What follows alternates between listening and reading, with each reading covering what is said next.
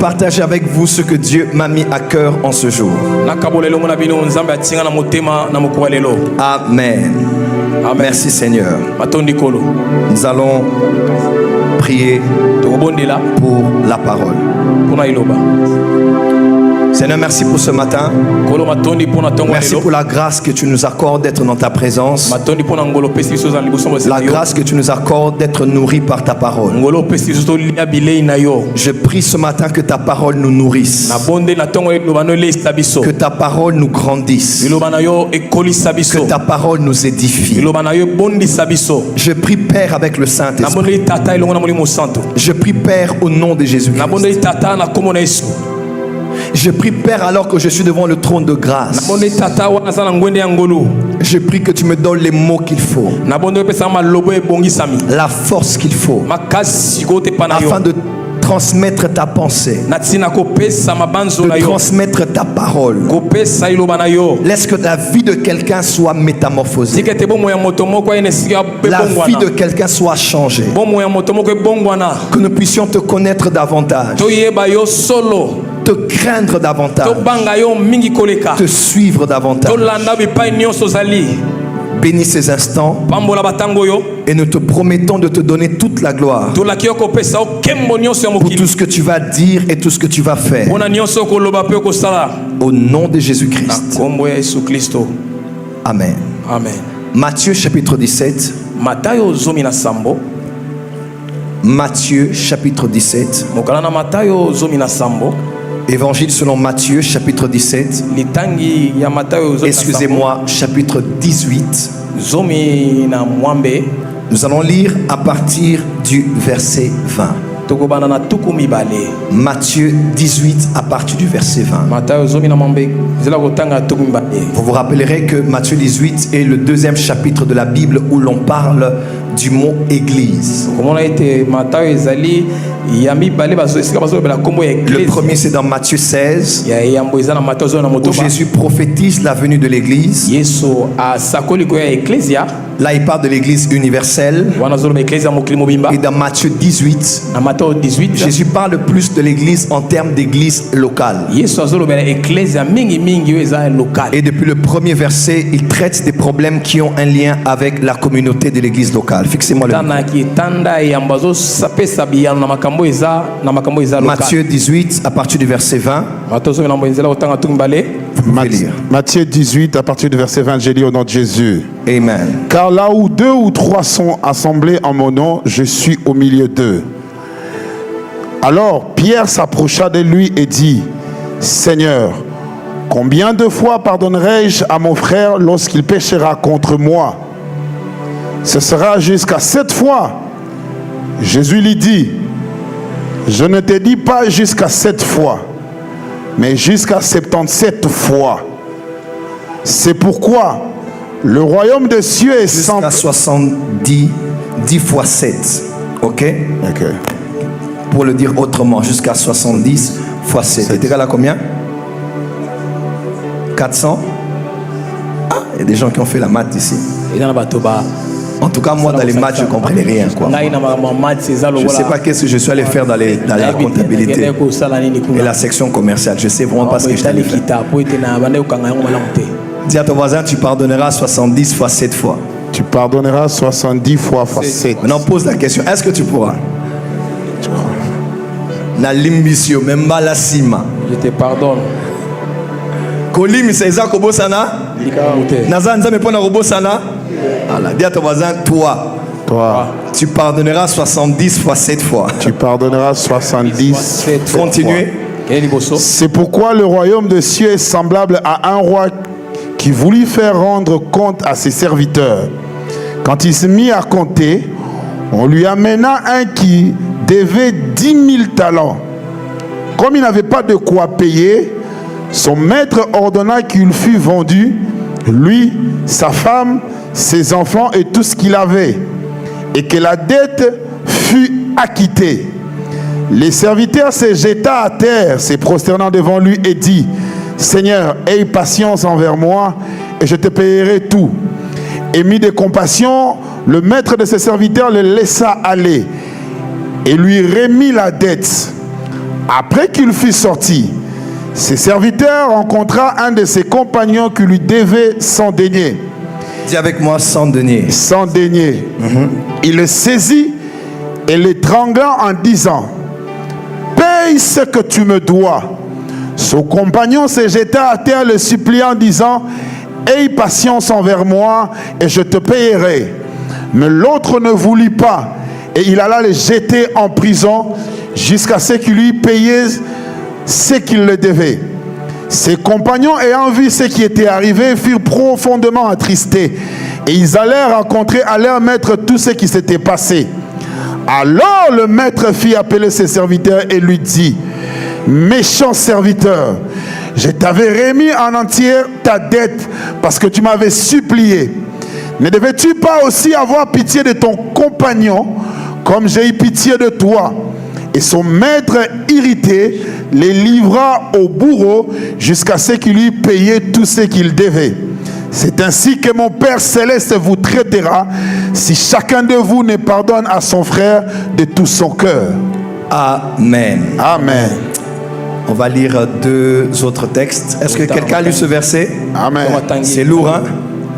C'est dur, hein? C'est compliqué, hein? Ok, courage. Amen. Amen. On va lire 2 autres versets. Prenez avec moi Psaume chapitre 103. Psaume 103.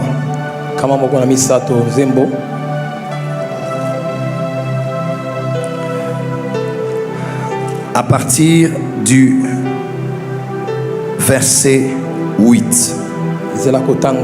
Si tu permets, j'aimerais lire cela. Psaume 103 à partir du verset 8. Amen. Est-ce que vous y êtes? Nous y sommes. Vous y êtes? Nous y sommes. Ok. L'Éternel est miséricordieux et compatissant, lent à la colère et riche en bonté. Il ne conteste pas sans cesse. Il ne garde pas sa colère à toujours. Dis à ton voisin: Dieu n'est pas rancunier comme toi. Dieu n'est pas rancunier comme toi. Il ne nous traite pas selon nos péchés. Il ne nous punit pas selon nos iniquités. Mais autant les cieux sont élevés au-dessus de la terre, autant sa bonté est grande pour ceux qui le craignent. Autant l'Orient est éloigné de l'Occident, autant il éloigne de nous nos transgressions. Comme un père a compassion de ses enfants, l'Éternel a compassion de ceux qui le craignent. Car il sait de quoi nous sommes formés. Il se souvient que nous sommes poussière. L'homme, ses jours sont comme l'herbe. Il fleurit comme la fleur des champs. Lorsqu'un vent passe sur elle, elle n'est plus. Et le lieu qu'elle occupait ne la reconnaît plus.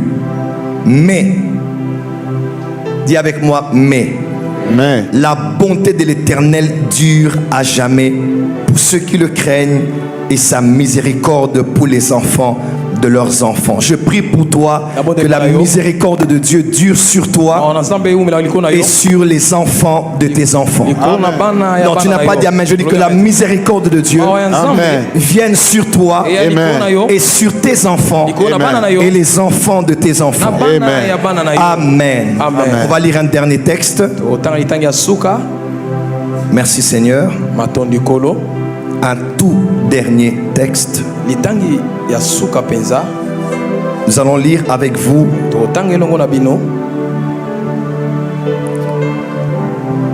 j'ai plusieurs versets, je vais sélectionner un. Marc 10 verset 48. Marc 10 47 à 48 plutôt.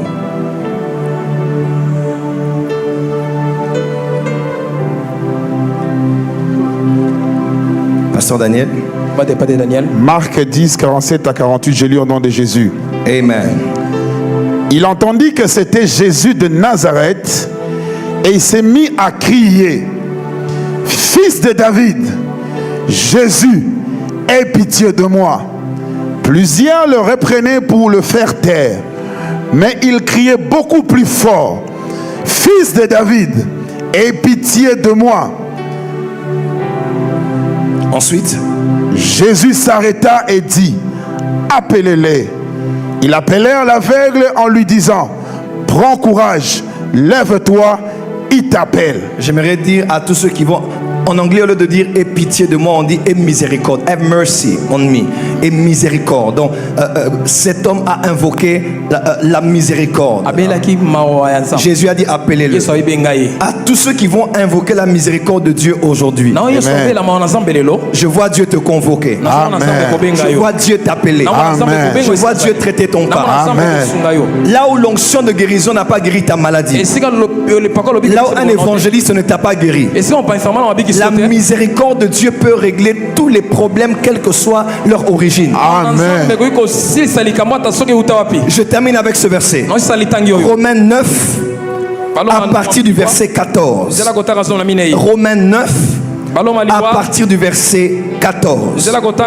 J'aimerais que nous puissions le lire tous ensemble, s'il vous plaît, mesdames et messieurs. Romains 9, à partir du verset 14. Amen. Romains 9 à partir du verset 14. Romains 9, 14. On va tous le lire en chœur ici.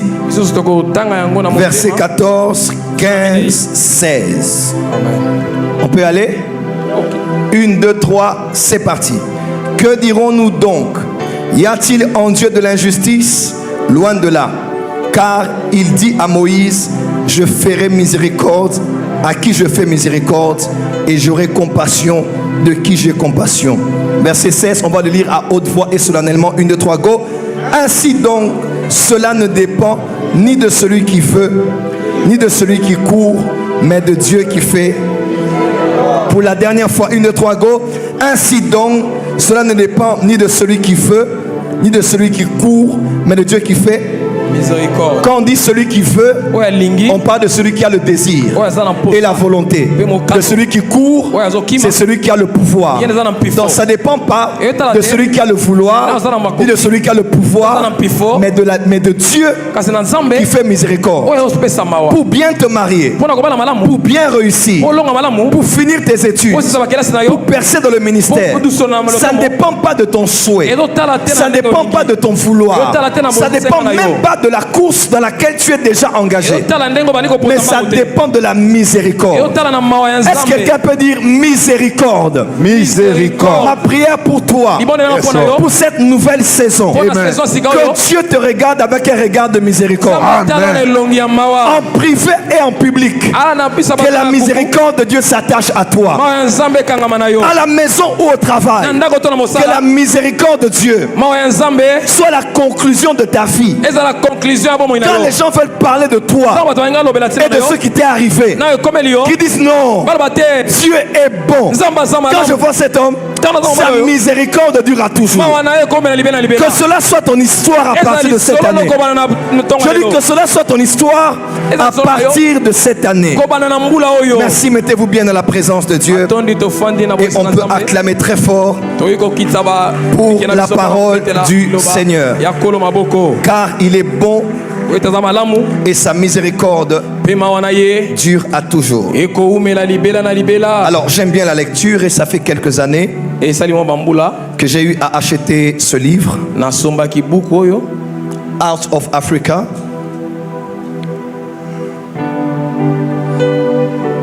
Au-delà de l'Afrique, hors de l'Afrique. C'est un livre écrit par l'apôtre Peter Wagner, qui a été plusieurs années président de la coalition des apôtres dans le monde, qui est basé précisément au Texas, à Dallas. Il a écrit plusieurs livres sur le ministère apostolique, sur l'église. Et ce livre est un livre que je n'avais jamais connu. Je l'ai vu au Nigeria. Je l'ai acheté et j'ai commencé à le lire.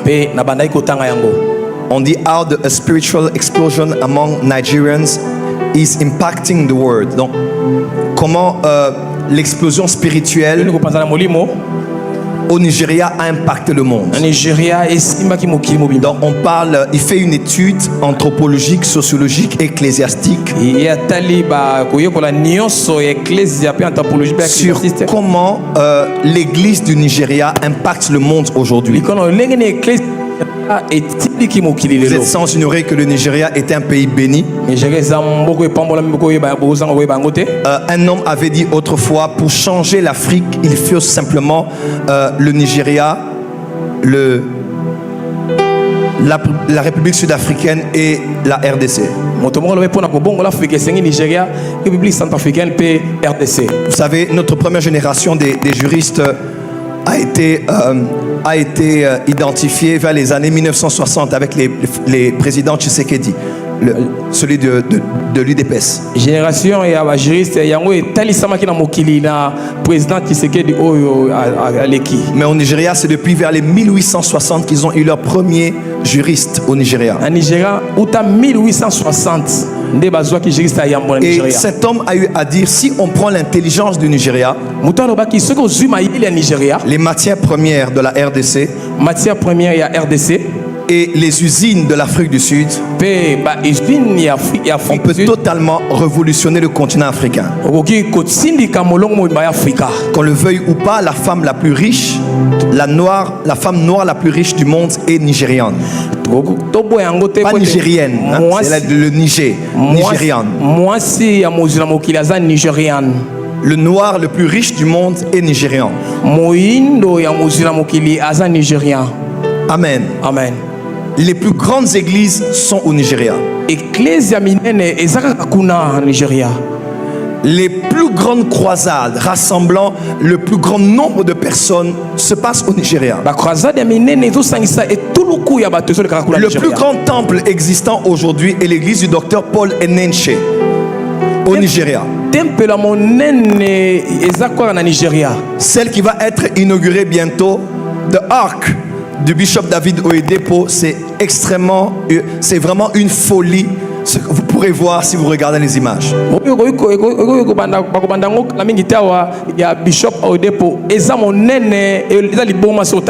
Il y a quelques années, l'église la plus influente en Europe était l'église de Sunday Adelaja en Ukraine, et c'est un Nigérian.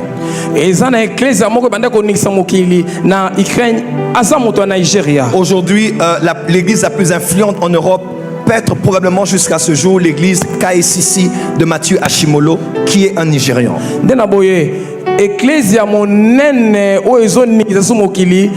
a pas eu un prophète qui a été autant consulté par les chefs d'État comme Tibi Joshua, qui est un Nigérian.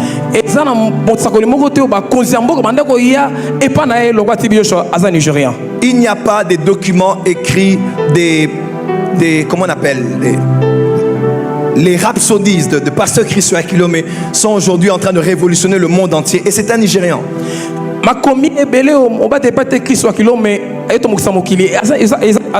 Que dirais-je encore si je dois parler de la musique?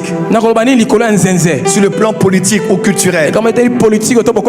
À vrai dire, je disais à quelqu'un que la culture congolaise est tellement riche que si on n'avait pas eu les problèmes de l'Europe et les problèmes qu'on a eu dernièrement avec l'ancien régime et nos frères qui contestaient, on allait vraiment prendre l'Afrique aujourd'hui. Mais qu'à cela ne tienne, le Congo est toujours bien représenté sur la scène internationale. Alors dans ce livre, il a parlé de plusieurs pasteurs qui influencent le monde aujourd'hui. Notamment, il y a même le pasteur Paul Adéfarazine qui a été reconnu par Forbes Magazine il y a de cela 2 semaines.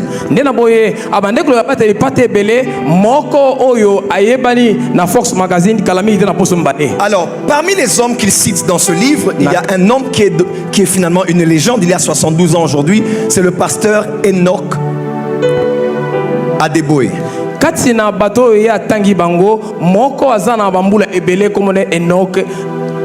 Cet homme, il est le père spirituel du bishop David Oyedepo. J'ai eu à prendre part au programme de Shiloh au Nigeria et j'ai vu comment le bishop Oyedepo le présente. Il dit je ne fais aucune action sans que le pasteur Adeboye n'impose la main sur moi.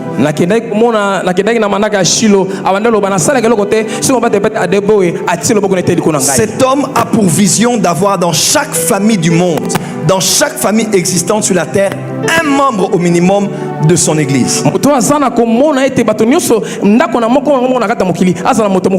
Ils ont acheté des parcelles et des terrains en Afrique du Sud, en Angleterre, aux États-Unis, dans le monde entier, même en Turquie et partout.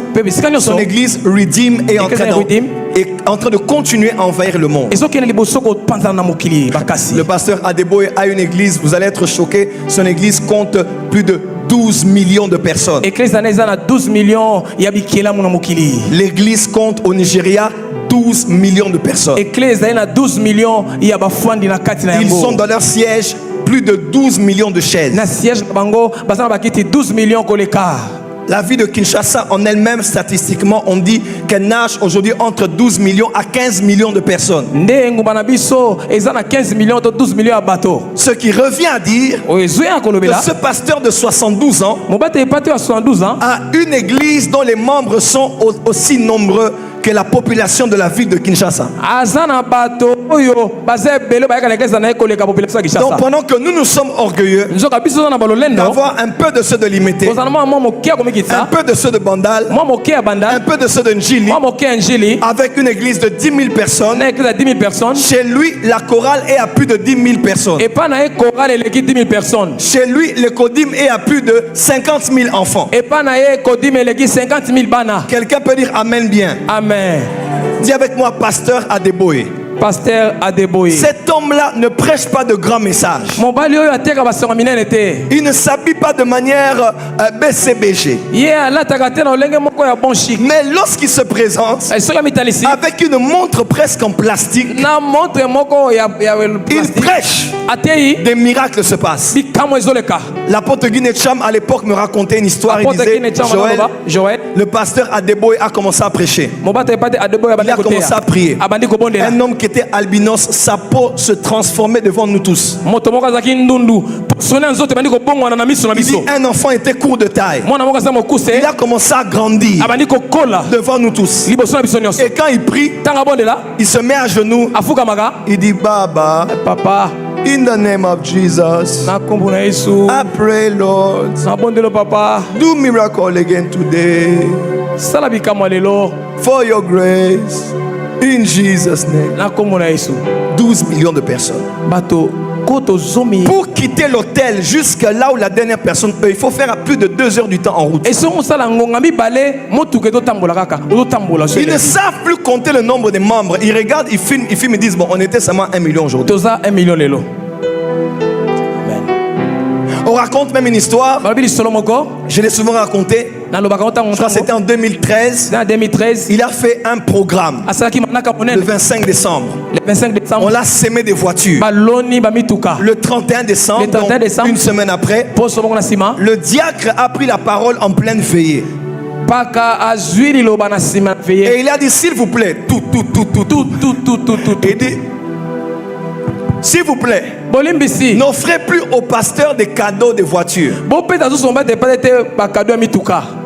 Parce que le pasteur, même si vous donnez, il ne saura plus où mettre ça. Vous savez pourquoi? Les voitures qu'on avait données déjà le 25 étaient à plus de 300 voitures.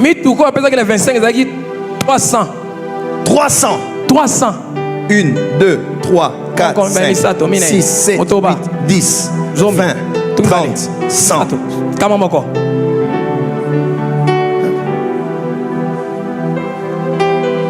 85, 86, 87, 88, 89, 91, 92, 93, 94, 95, 96, 97, 98, 99.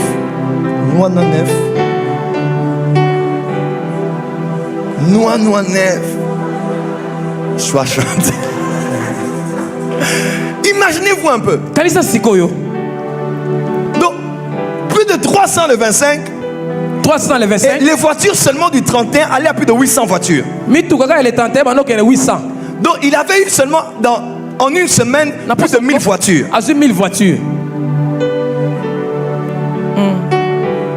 congolais. Voiture d'occasion. Ou bien métamorphosée par mes frères les Libanais au Congo. Mais on ne va plus respirer. Je suis un grand homme de Dieu. Dieu m'a béni. Dieu m'a visité avec occasion d'Europe. 300 voitures. 1000 voitures. Dis à ton voisin, tous à la humble. Sois humble, mon cher. Non, dis à ton voisin, tous à la humble. Sois humble, mon cher. Mon frère, sois humble. Donc au Congo, il n'y a pas de grand pasteur. Oui. En termes humains, il n'y a pas de grands hommes de Dieu. Quand ces Nigérians viennent ici, on ne sait pas les amener chez nous.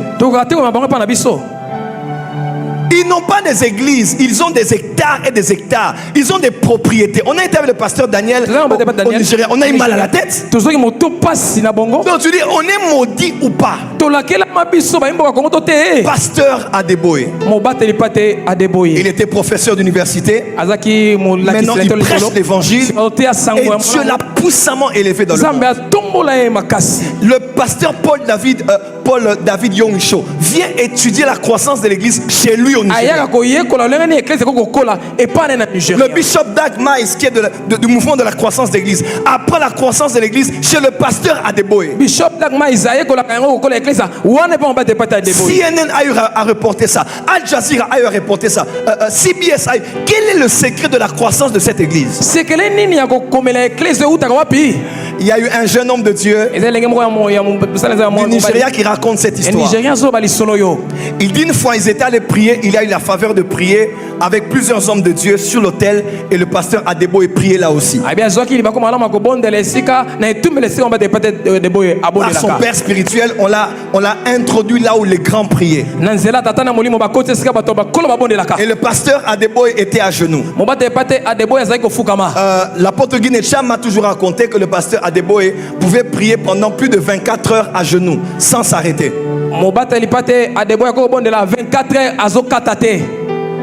24 heures, il est à genoux, il ne s'arrête pas, il prie. Quelle est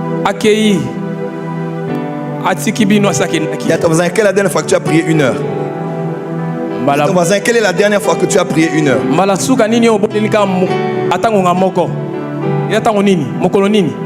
Et alors que tous priaient, Seigneur, les partenaires, l'onction, les miracles, les prodiges, chaque homme de Dieu priait devant le terre. Et ce jeune homme a pris soin d'écouter la prière du pasteur Adeboye. Et dans sa prière, il n'avait qu'un seul sujet, il n'avait qu'un seul thème, il n'avait qu'une seule requête. Il disait des fois 2-3 phrases autour de ce mot, mais il restait là. Et il priait dessus pendant plus de 3 heures. Quelle était sa prière? Lord, Seigneur, have mercy on me. Prends miséricorde sur moi. Lord, Seigneur, have mercy on me. Prends miséricorde sur moi. Lord, Seigneur, have mercy. Seigneur, prends miséricorde. Have mercy. Miséricorde. Have mercy. Prends miséricorde. Have mercy. Prends miséricorde. Have mercy. Prends miséricorde. 12 millions de personnes. Have mercy. Plus de 1000 voitures. Have mercy. Reconnu mondialement. Have mercy. Le père spirituel de l'homme de Dieu le plus riche du monde. Have mercy. Les jeunes gens ont des requêtes. Mais les vieillards ont d'autres requêtes. Dis amen que je commence. Amen. Les jeunes aiment aller dans les fêtes. Les vieux aiment aller dans les deuils. Vous avez déjà remarqué ça? Nous les jeunes, à part dimanche pour s'habiller, tout le monde pense à ce qu'il va porter samedi à la fête. Mais les parents, vous avez aussi des parents comme ça? Les parents qui aiment dormir dans tous les deuils du quartier? Non, on en a chez nous, hein. Vous avez aussi des parents comme ça, hein? Vous n'avez jamais compris ça? Comment nos papas, surtout nos mamans, on dirait qu'elles ont l'esprit de mort. Tu dis, mais ça veut dire quoi? Ok, sous wapi boye, yom tolobaki osobela. Au vent dans la coûté. Oh, t'es pas toi, quoi, qu'on a pas coufeli. Interprétez-moi, comment? Please, soyez rapide. Les gens du quartier ont perdu. Quelqu'un peut interpréter? Soyez rapide, comment? À 22h, maman a su déjà couvre-lit. Ok, les sous wap. À 22h, maman prend son couvre-lit. Tu vas encore où? Ok, nake matanga. Mais on le bec aux obéla. Oh, j'ai fait au demain. Tu as dit que tu étais malade. Ok, tata moi si tata koulou tu allais qui a maman. Oh, c'est le frère Atante par alliance qui vous avait vu au deuil de votre papa qui était mort. Il est celui qui est éprouvé. Il a perdu son neveu. Alphonse pose la question, pourquoi les parents aiment aller dans les deuils? Ecclésiaste dit, vaut mieux aller dans un lieu de deuil que dans un lieu de fête. Dans la fête, on est dans les émotions. Mais dans le deuil, on est dans la réflexion. Les jeunes, généralement, tournent autour de la passion, des ambitions et de leur vision. Mais ceux qui ont goûté à la vie, au haut et au bas de la vie, tirent les vraies conclusions. Si ce n'est pas la miséricorde de Dieu, je n'allais pas avoir ce mari, je n'allais pas avoir ces enfants et ces petits-enfants, parce que je connais le parcours que j'ai eu. Et si je suis là, c'est parce que Dieu est bon et sa miséricorde dure à toujours. Acclame très fort pour le Seigneur. Lève la main du Seigneur, miséricorde. Seigneur, miséricorde. Encore. Seigneur, miséricorde. Plus fort. Seigneur, miséricorde. Seigneur, miséricorde. Kolo mawanayo. Déjà, la première des choses à savoir, c'est que la Bible nous présente un Dieu qui a une nature de miséricorde.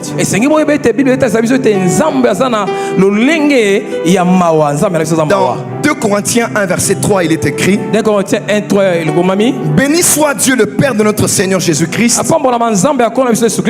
le Père des miséricordes et le Dieu de toute consolation. Ici Paul dans le Nouveau Testament identifie Dieu comme étant le Père, c'est-à-dire le Abba, la source de toute miséricorde. Je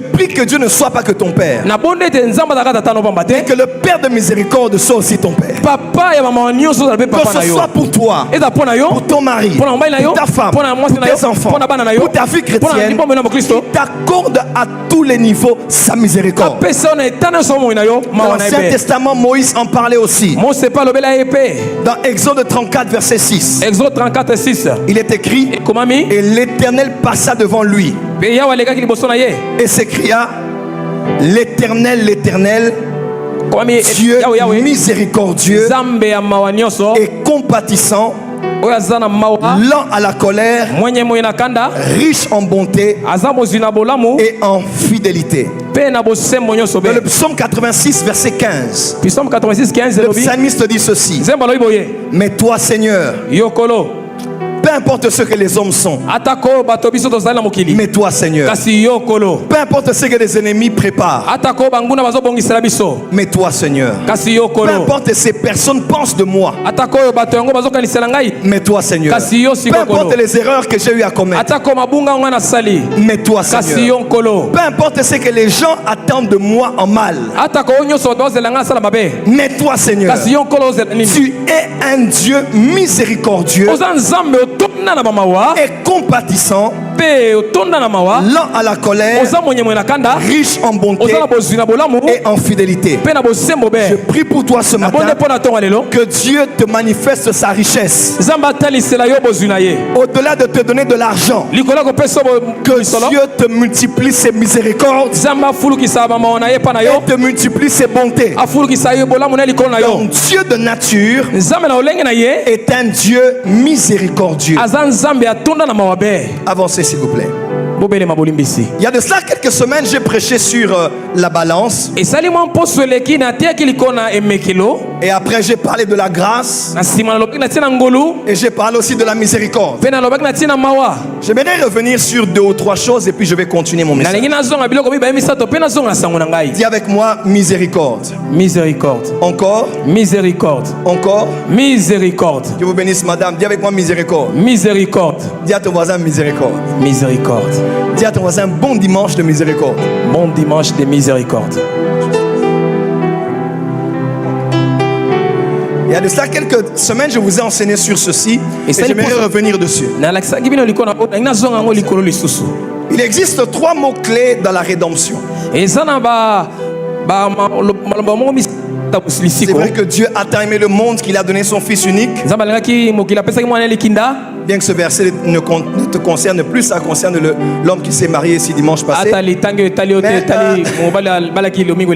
Dieu ne nous aime pas seulement, mais l'expression de cet amour s'est manifestée en ceci. Dieu est juste. Amen. Amen. J'ai donné plusieurs versets. Le trône de Dieu est basé sur la justice et l'équité. Dieu n'aime pas les balances fausses. Il traite le coupable pour coupable et l'innocent pour innocent. C'est qu'un homme sème, il le moissonne. Tu sèmes peu, tu moissonnes peu. Abondamment, tu moissonnes abondamment. Donc chacun reçoit en fonction de ce qu'il fait parce que c'est ça la justice. Et à cause de la justice, l'âme qui pêche, c'est celle qui meurt. Parce que Dieu est juste. Tu fais le bien, tu vois le bien. Tu fais le mal, tu vis le mal. Deutéronome 28 nous explique cela clairement. Ceux qui obéissent aux paroles de l'Éternel et à ses commandements, ils vivent les bénédictions. Ceux qui désobéissent aux instructions de l'Éternel, ils vivent la malédiction. C'est en cela qu'on parle de la justice. Amen. Amen. Amen. La justice accorde à chacun ce qu'il mérite. En bien, en mal, en peu ou en abondance. Dans la justice, chacun reçoit ce qu'il mérite. Maintenant, la miséricorde c'est quoi? Et la grâce c'est quoi? La justice, Dieu donne à chacun ce qu'il mérite. Et en temps normal, si chacun doit recevoir en fonction de ce qu'il mérite, il n'y a aucun qui va subsister. Dans Jacques, il est écrit: nous bronchons tous de plusieurs manières et de plusieurs façons. Le péché, ce n'est pas que l'idolâtrie. Le péché, ce n'est pas que entrer dans l'occultisme. Le péché, ce n'est pas que l'adultère ou l'impudicité. Il n'y a pas de grand péché et il n'y a pas de petit péché. Celui qui pêche doit subir les conséquences du péché. Dans 1 Jean, il est écrit, chapitre 1, chapitre 2, si quelqu'un dit qu'il n'a pas péché, il fait de Dieu un menteur et la vérité n'est point en lui. On peut lire ce verset? 1 Jean. 1 Jean. 1 Jean. Dis à ton voisin, nous bronchons tous. Nous bronchons tous. Ce n'est pas une excuse pour rester dans le péché, hein? Mais qu'on le veuille ou pas, nous bronchons tous. 1 Jean. 1 Jean. Chapitre 1. Verset 8.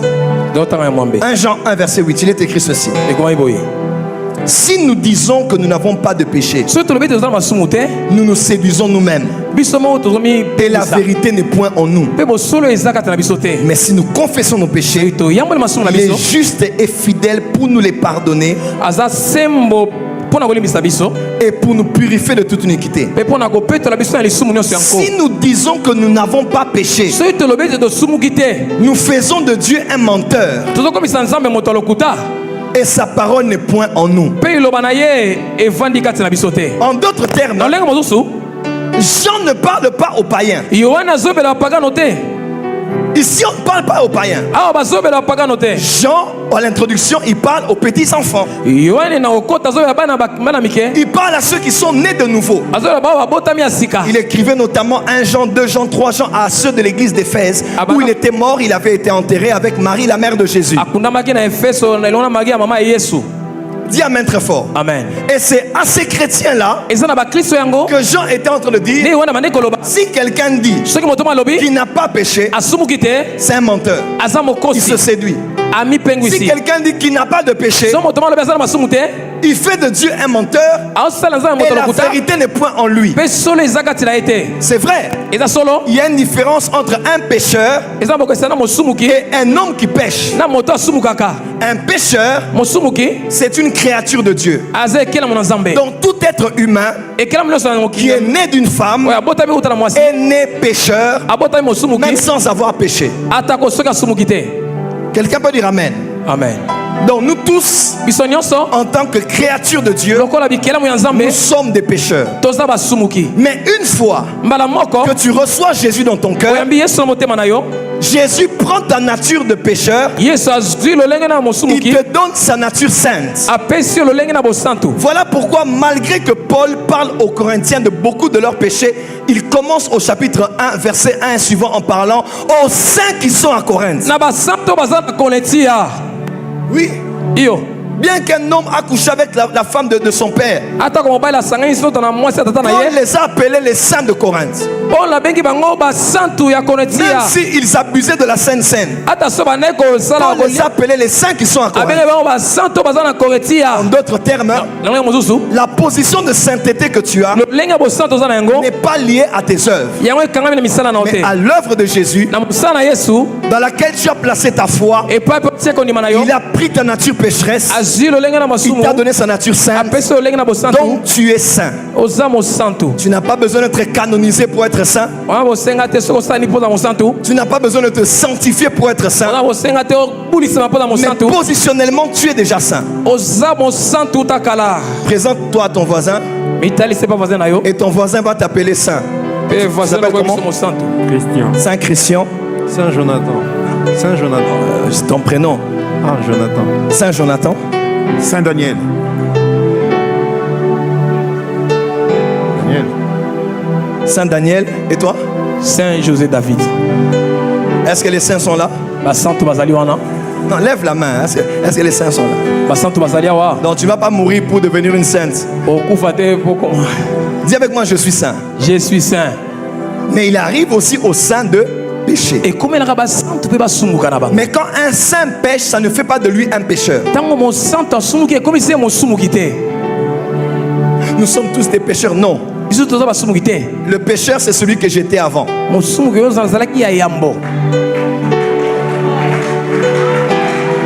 Parce que celui qui est en Christ, il est une nouvelle création. Les choses anciennes sont passées. Il est une nouvelle création. Une espèce qui n'a jamais existé. Et malgré que je suis nouveau, je ne suis pas un ange. Même les anges ont péché. Mais un saint peut aussi pécher.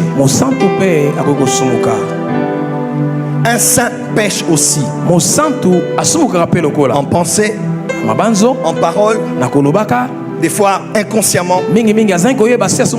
La bouche qui parle ne manque pas de péché.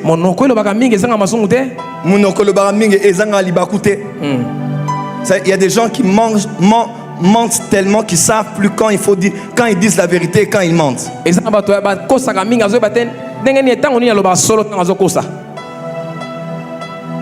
Dis avec moi, il nous arrive tous de broncher. Encore? Il nous arrive tous de broncher. Encore? Il nous arrive tous de broncher. Encore? Il nous arrive tous de broncher. J'aimerais vous choquer avec un verset. Je ne sais pas si beaucoup de gens vont être...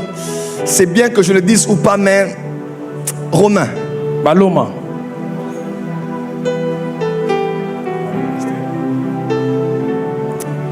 Romains. Baloma. Romains. Baloma. Chapitre 11. Verset 30. Maman Christelle va prendre le micro. Christelle Kinkela. Romains 11. à partir du verset 30.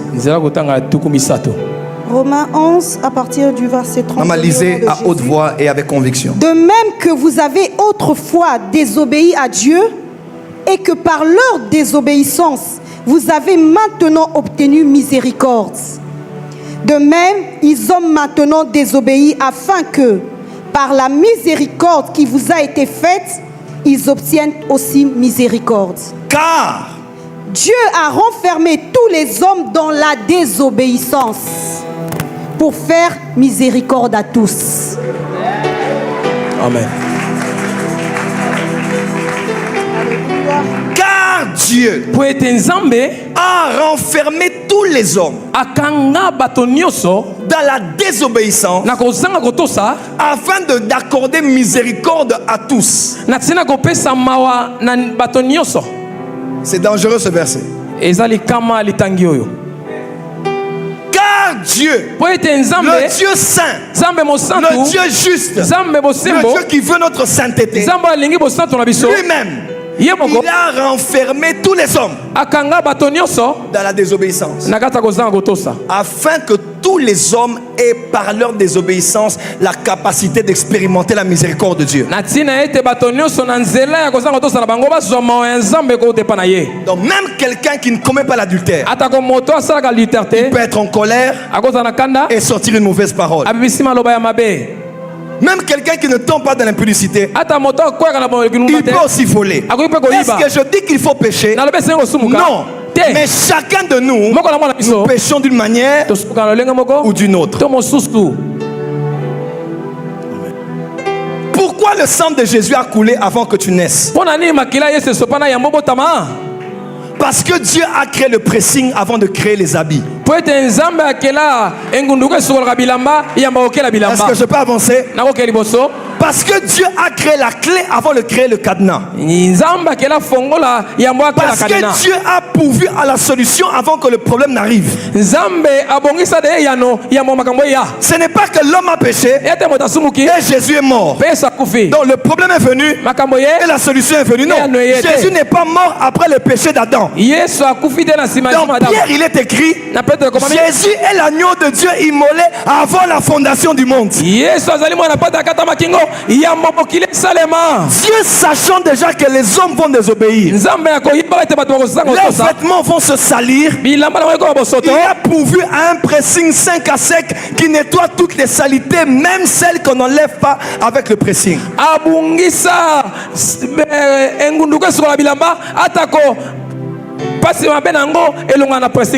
Dans la justice de Dieu, l'homme doit mourir par le péché. Alors, c'est quoi la miséricorde? Dans la justice, Dieu donne à chacun ce qu'il mérite. Il traite chacun comme il mérite. Mais la miséricorde, Dieu donne à chacun comme il ne mérite pas. Je le dis autrement. Dieu ne traite pas les gens comme ils sont censés les mériter. Et la grâce, c'est maintenant Dieu te donne ce que tu ne mérites pas. Je le dis autrement. La justice, Dieu te traite comme tu le mérites. La miséricorde, Dieu ne te traite pas comme tu le mérites. Dans la grâce, Dieu te traite comme tu ne mérites pas. Je redonne cet exemple. Vous êtes en Europe et c'est un policier qui vous arrête. Pour l'infraction, il faut une amende de 50 €. Mais il dit: je vous pardonne. Je relaxe. Vous pouvez y aller. Quand il vous a pardonné, ce que vous devriez payer comme amende, c'était les 50 €. C'est la justice. La miséricorde, il vous a dit de ne plus donner. Donc il ne vous traite pas comme vous le méritez. Maintenant, dans la grâce, il vous dit: restez avec les 50 €. Quand vous voulez partir, il dit: attendez. Il prend 2000 €. Il vous le donne. Est-ce que je parle à quelqu'un qui est ici? Est-ce que je parle à quelqu'un qui est Dans la justice, Dieu te donne ce que tu mérites. Dans la miséricorde, Dieu ne te donne pas comme tu mérites. Dans la grâce, Dieu te donne ce que tu ne mérites pas. Donc, la grâce. Il y a même quelqu'un qui a dit, oh non, les réveils. Les réveils dans l'église de Jésus. Les réveils sont morts à cause du péché. Le réveil au Congo, le réveil en Afrique, le réveil dans les nations. Cette église-là ne vit plus le réveil à cause du péché. Le péché ne tue pas le réveil. Si le péché tuait le réveil n'allait même pas débuter, parce que le réveil a commencé dans un lieu où il y avait le péché. Là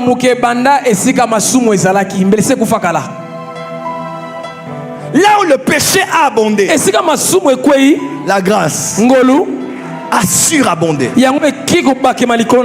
Pourquoi Dieu a amené la miséricorde et la grâce? La réponse est dans le psaume 103. Il se souvient de quoi nous sommes faits. La miséricorde de Dieu, c'est la méthodologie de Dieu par laquelle il intervient pour nous, se souvenant toujours de quoi nous sommes faits, se souvenant de nos limitations humaines et terrestres. Il va te traiter comme un prophète. Il va mourir. Il va te traiter comme un diacre. Il dit, je vais l'enlever ici. Il va te traiter comme maman pasteur. Il va te traiter comme chantre. Si je le traite selon leur fonction, si je le traite selon les années de ministère et les années de vie chrétienne, il n'y a personne qui va échapper à ma justice. Alors dans sa miséricorde et dans sa grâce, il se souvient que tu es poussière. Il se souvient que tu es comme une fleur. Il se souvient que s'il traite tout le monde comme ça, selon sa justice, qui va subsister? En commençant par moi jusqu'au bout là-bas, personne ne pourra lever le doigt, tenir le micro, être même ordonné pasteur. Parce que nous branchons tous de plusieurs manières et de plusieurs façons. Dis avec moi, miséricorde. Miséricorde. Voilà pourquoi j'ai une bonne nouvelle pour toi. Réalise avec moi. Dieu ne te traite pas selon la patience des hommes. Des fois, les hommes sont impatients de voir leur investissement en toi produire des dividendes. Je paye les études. Autant marqué, tu me donnes le diplôme. Je paye l'université. Tu me donnes une distinction. Je t'enseigne. Tu deviens mature. Je te soigne. Tu guéris. Je te paye la formation. Tu me cherches un travail. Chacun attend des résultats en fonction de ce qu'il investit. Mais Dieu a une patience plus longue que celle des hommes. Si Dieu n'était pas patient envers toi, lui aussi il attendait vraiment les résultats de l'investissement qu'il met en toi. Tout le monde allait disparaître ici. Tout le monde. Jésus a fait 3 ans, jour et nuit, passant le temps avec les apôtres. Il y a des fois Jésus craquait. Il disait, mais jusqu'à quand je vais vous supporter? Je parle du royaume. Je parle de la vie éternelle. Je parle de mon Père. Vous parlez encore sur qui est le plus grand parmi nous. Et même 3 ans après sa mort, lors de sa mort, aucun n'était là à part Jean qui était avec sa mère au bas de la croix. Si tout le monde devait disparaître, crois-moi, c'est tout le monde qui allait disparaître ce jour-là. Mais la miséricorde de Dieu se souvient que nous sommes des hommes. Nous sommes capables du pire. nous sommes aussi capables du meilleur. Amen. Le pasteur Papi Chouakewa, qui est un ami à moi, il est le pasteur de la jeunesse de l'église Parole du Salut à Paris. Il m'a invité quelques années passées à l'INA, Institut National des Arts. Et j'étais allé pour prêcher. C'est la première fois même que j'ai parlé de Jésus à Amen, B, bien-aimé. C'était la première fois que j'ai parlé de ça. C'était très bien. On était avec un frère qui j'ai vu plus tard en Afrique du Sud, qui joue au piano. Et non, c'est encore le frère. J'ai oublié son nom. C'était un bon moment. Et à un moment de la veillée, c'était une veillée. Je suis sorti prendre de l'air parce qu'il faisait très chaud dans la salle de promotion de l'INA. Et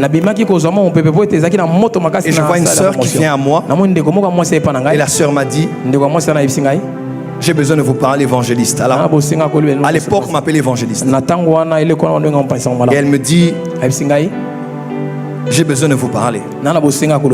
Elle pleurait toutes les larmes de son corps. Je lui ai dit: qu'est-ce qui se passe? Elle a dit: je chante à la chorale. Je ne sais pas si vous m'avez vu. Mais quand je priais les mains levées, je voyais des bébés s'agripper à moi. S'agripper à moi. Je n'arrivais pas à lever la voix ni à lever les mains. Et j'ai compris par l'intelligence humaine certainement qu'elle avait un problème, elle avait eu avorté. Et je pensais qu'elle avait avorté 2 fois. Elle n'avait même pas 18 ans. Je pensais qu'elle avait avorté 3 fois. Je pensais qu'elle avait avorté 4 fois. Je pensais qu'elle avait avorté 5 fois. Je pensais qu'elle avait avorté 6 fois.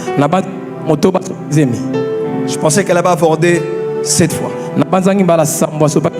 Je pensais en me parlant qu'elle avait dit qu'elle avait avorté 8 fois. Elle m'a dit qu'elle a avorté 9 fois. 9.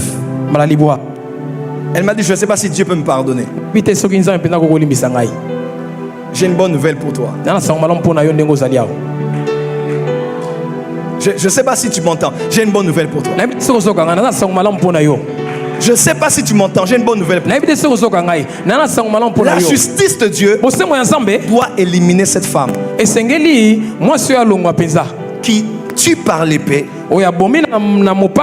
périra par l'épée. Œil pour œil et dent pour dent. Mais je me souviens de cette femme saisie en flagrant délit d'adultère. On a arrêté cette femme. On a bloqué cette femme. Mais la plus grande erreur de ces hommes, c'est que ils n'ont pas arrêté cette femme seulement. Mais l'erreur, c'est là où ils ont emmené cette femme.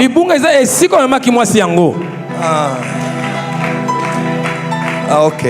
Le problème avec ceux qui t'attaquent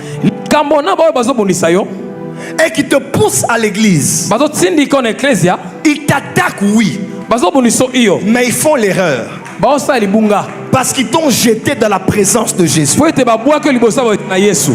Ils auraient pu la lapider où elle était. On aurait pu comprendre à cause de la loi de Moïse.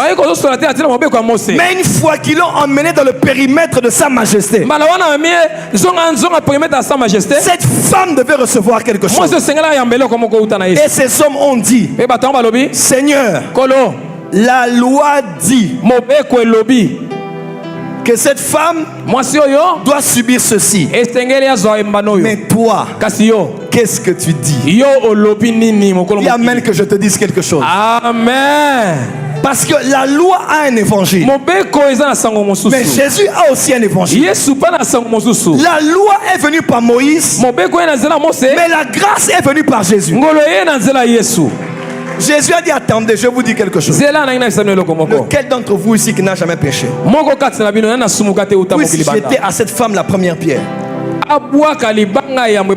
Du plus grand au plus petit, chacun d'entre eux commençait à réaliser que même si ce n'était pas l'adultère, dans la loi il avait déjà failli. Ne jugez pas afin de ne pas être jugé. Si chacun ici doit commencer à passer en revue, on doit saisir chacun, on va saisir tout le monde. Je parle avec quelqu'un, une autorité politique du pays, très élevé, invité quelque part, voilà, je tais le nom, et il m'a dit, prophète, tu sais, avec l'ancien régime, il y a une telle corruption que si on doit arrêter, on va arrêter tout le monde. Quelqu'un m'entend? Il dit, prophète, si on doit arrêter, on va arrêter tous les anciens ministres, tous les anciens gouverneurs. Donc, il n'y a personne qui va rester. Les généraux, les colonels, on va vraiment ramasser tout le monde. Mais les quelques-uns qui ont puni, c'est pour donner exemple à ceux qui étaient et à ceux qui sont de ne pas répéter. Si on doit arrêter, on va nous arrêter tous ici. On va nous arrêter tous par la justice divine. Par la justice divine. Voilà pourquoi Jésus n'a jamais eu un problème avec les païens. Jésus a eu un problème avec les pharisiens. Ce ne sont pas les païens qui ont tué Jésus, mais ceux qui connaissaient la loi, qui ont crucifié Jésus. Le problème de Jésus, ce ne sont pas les païens, mais ce sont les chrétiens qui connaissent trop. C'est vrai. Mon peuple périt faute de connaissance. Mais un jour Dieu m'a dit, mon peuple périt aussi faute de trop connaître. Vous connaissez trop Dieu. Vous connaissez trop la Bible. Quelqu'un m'a dit, prophète, comment tu as fait monter Lumino sur l'autel?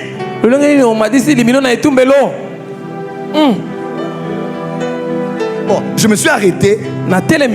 J'ai dit, si je dois argumenter, voyez-moi, j'ai beaucoup d'arguments. Je suis quand même quelqu'un qui est intelligent. Je peux même te donner 12 arguments, tu ne parleras plus. J'ai seulement dit à ce frère, miséricorde.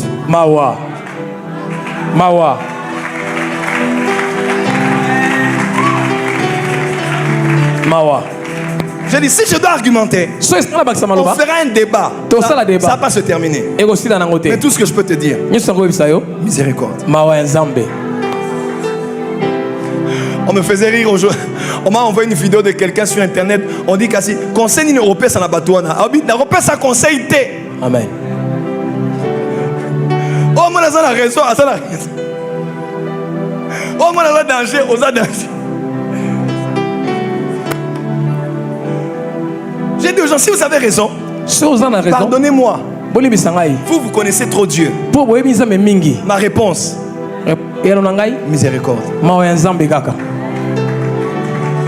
C'est tout ce que je veux dire. En tout cas, si tu veux gagner un débat théologique, mange bien parce que je suis très théologien. Mais tout ce que je peux te dire, ma réponse, miséricorde. Miséricorde. Et j'ai dit à ce frère, je dis, est-ce que vous imaginez que j'ai emmené ce frère au Seigneur? Il est entré dans le Seigneur. Il est venu ici. Et regardez l'accueil que lui réserve le corps du Christ au Congo. L'accueil. Je t'aime de l'amour.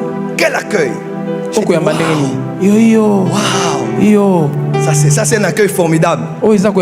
Ça fait une année on a perdu DJ Arafat. 2 ans. Quand il est mort, tous les chrétiens, regardez cet homme. Il voyageait, il était star. Maintenant il va aller en enfer. J'ai dit aux gens, pourquoi vouloir être prédicateur à la mort d'un païen? Vous étiez où quand Arafat était là? Si vous êtes trop intelligent, pardonnez-moi. Miséricorde. Vous qui connaissez Dieu trop, mon peuple périt faute de trop connaître. La Bible dit, mais tu ne sais pas. Elle dit ceci. Elle ne pas. Miséricorde. Tu as gagné. Miséricorde. Parce que si vraiment on doit te prendre, toi là qui postes, toi qui parles, on prend ton téléphone, on regarde ta galerie, on regarde tes WhatsApp, on regarde là où tu pars quand tu dis à ta femme que tu es au coin, que tu as traîné à l'église. Personne n'osera attaquer quelqu'un d'être monté ici. Personne. En tout cas, je ne veux pas argumenter, miséricorde seulement. C'est ma réponse. Je suis prédicateur de la miséricorde. Parce que je suis le fruit de la miséricorde. De toutes les manières, le médecin ne vient pas pour les personnes en bonne santé. Il vient pour ceux qui sont malades.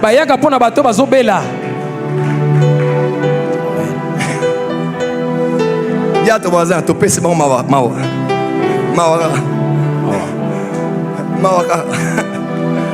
Vous êtes trop saint, pardonnez-nous. Nous, on a encore besoin de la miséricorde de Dieu. Vous là, vous ne péchez pas. C'est bon. Nous, on a encore besoin de la miséricorde de Dieu. Là où Dieu ne nous traite pas comme on mérite. De quel droit on va juger quelqu'un parce qu'il a les boucles d'oreilles? Parce que quelqu'un est une crête. Alors que quelqu'un a reçu Jésus. Oh, c'est une chanson qui n'est pas chrétienne. Est-ce que le livre d'Esther est de Dieu? Il n'y a pas le nom de Dieu dans le livre d'Esther. Mais pourtant on parle de Dieu plus que dans beaucoup de vies de personnes. Amen. Dans Esther, il n'y a pas le nom de Dieu. Le nom de Dieu n'existe pas dans le livre d'Esther. Mais on parle de Dieu. Chanter une chanson où il n'y a pas Dieu, ça veut dire que c'est pas un. Non, non, je ne vais pas argumenter, sinon j'en ai beaucoup. Miséricorde. Amen. Dis avec moi miséricorde. Oh, reçois la miséricorde de Dieu. Je déclare à quelqu'un. Le monde, oh mon frère, garde tes cheveux calmement. Ici tu as la porte des cieux, frère. Dis amen bien. Amen. Dis amen bien. Amen. Non, l'homme amène à bien. Amen. Ici, je ne te jugerai pas. Avec tes tatouages, viens. Avec tes tresses, viens. Avec tes locks, viens. Avec tes teintures, viens. Viens tel que tu es. Et le Saint-Esprit lui-même, il va te convaincre sur ce que tu laisseras et sur ce que tu garderas. Oh, dis amen bien là où tu es. Lève-toi, dis miséricorde. Miséricorde.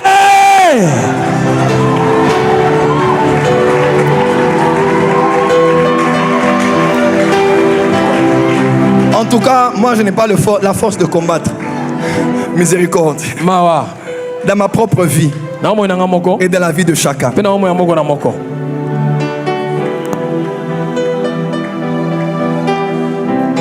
Et Jésus a dit, il a regardé, tous ces hommes sont partis. Ah, la grâce a un autre langage. La loi juge, mais la miséricorde pardonne. Et aujourd'hui, j'aimerais clôturer ici plutôt. Dimanche prochain, je veux continuer. Mais je voulais dire à quelqu'un ici, nous avons tous besoin de la miséricorde de Dieu. Il y a un niveau dans la vie. Tu vas jeûner. Tu vas prier. Tu vas faire les offrandes. Mais tu vas réaliser que les choses n'évoluent pas. Il y a une prière qu'il faut faire. Fils de David, prends miséricorde. Et miséricorde me concerne. Aucun de ceux qui a demandé à Dieu la miséricorde a vu un Dieu fermer son cœur. Personne. Non, mes prières n'avancent pas. Non, mes jeûnes n'évoluent pas. Non, mes semences n'ont rien produit. Fils de David, miséricorde. Les gens l'ont dit, tais-toi. Il ne va pas t'entendre. C'est toujours les religieux. Ne parle pas. Ne dis pas. On va encore crier plus fort. Miséricorde. Que que par la miséricorde de Dieu, ta vie change aujourd'hui. Là où tu étais aveugle, que tes yeux voient. Là où ça ne marchait pas, que ça marche à nouveau. Là où tu étais tombé, que tu sois relevé. Là où tu tremblais, que tu sois fermé. Là où tu manquais, que tu reçois. Là où tu étais malade, que tu sois guéri. Que la porte des cieux soit la piscine de Bethesda, la maison de miséricorde. Peu importe ta maladie, peu importe ton passé, peu importe ta vie, peu importe tes péchés, tu peux venir te jeter. Et ici, tu seras sauvé. Que Dieu bénisse sa parole. Miséricorde.